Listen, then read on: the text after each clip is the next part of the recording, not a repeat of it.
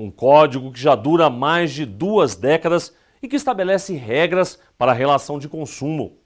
O Código de Defesa do Consumidor veio para garantir proteção ao cidadão e fazer valer os direitos, que muitas vezes são desrespeitados. Uma amostra disso é o volume crescente de ações na Justiça Federal.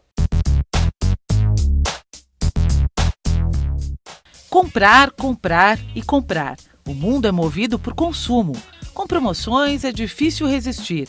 Muito embora a lei da oferta e da procura defina as relações entre consumidor e fornecedor, muitas vezes fica difícil estabelecer regras e até mesmo uma convivência civilizada, onde o cliente paga direitinho e o fornecedor cumpre com a entrega do produto ofertado e com os prazos.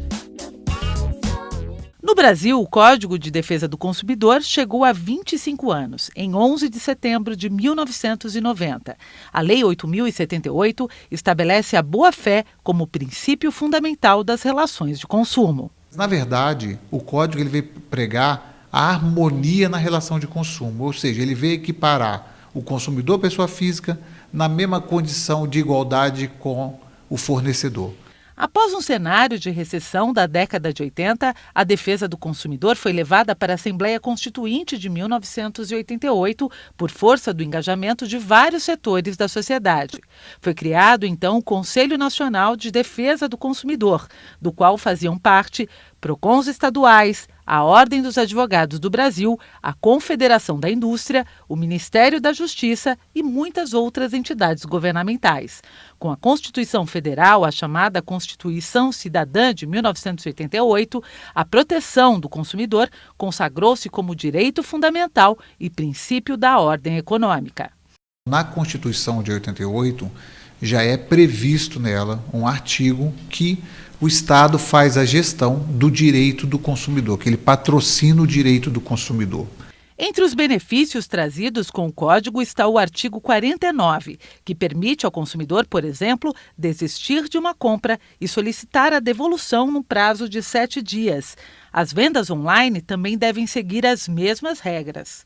Antes de comprar, procurar um PROCON, procurar um instituto, procurar um advogado para saber quais são as consequências daquele contrato para ele, se ele não conseguir honrar, se ele não conseguir pagar, se ele tiver algum imprevisto, se aquela empresa é séria ou se não é. E os números de casos envolvendo o direito do consumidor crescem na Justiça. A Justiça Federal tem recebido cada vez mais ações de consumidor e tem processado e julgado essas questões aplicando o Código de Defesa do Consumidor. Muito embora com uma visão de que o Estado é parte na lide e você tem algumas exceções para aplicar o código quando a União ou uma empresa pública é a fornecedora. Os números do Conselho Nacional de Justiça e do Relatório da Justiça em Números trazem indicadores de que os grandes demandantes da Justiça Comum e da Federal, mas principalmente da Justiça Federal, são órgãos públicos, obviamente. No entanto, segundo o juiz federal Frederico Azevedo, o número de ações contra operadoras de telefonia tem caído graças à fiscalização. Houve uma diminuição porque a Anatel está fiscalizando com mais intensidade e porque o Ministério Público Federal entrou com ações civis pelo país todo, né?